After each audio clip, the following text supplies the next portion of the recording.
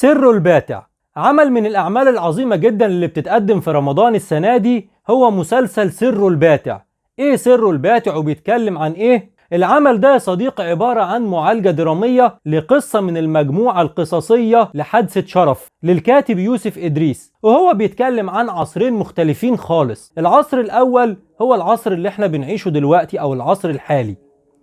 العصر الثاني هو أثناء وجود الحملة الفرنسية في مصر، وده كان في نهاية القرن ال18، وبيتكلم عن فترة مهمة جدا عاشوها المصريين وسط المقاومة الشعبية والأبطال المصريين في الوقت ده.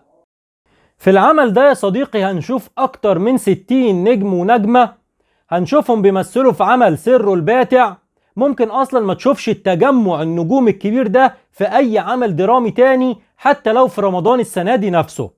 هنشوف الممثل الكبير أحمد فهمي مع النجمة ريم مصطفى بيمثلوا في العصر الحالي، وفي عصر الثورة الفرنسية هنشوف النجم أحمد السعدني قصاد النجم حنان مطاوع، ومعاهم باقة من النجوم الكبار، منهم أحمد عبد العزيز، منهم النجم الكبير حسين فهمي، منهم خالد الصاوي، الشاعر هشام الجخ، وكتير جدا من النجوم اللي ممكن هنشوفهم وكمان لسه هيظهروا في الحلقات اللي جاية.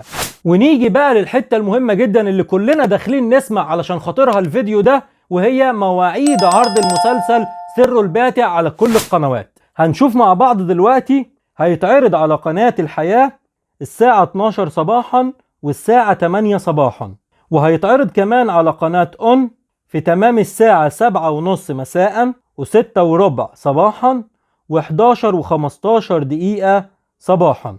هيتعرض كمان على قناة أون دراما في الساعة 6:15 دقيقة مساء و3:15 دقيقة صباحا و9:15 دقيقة صباحا.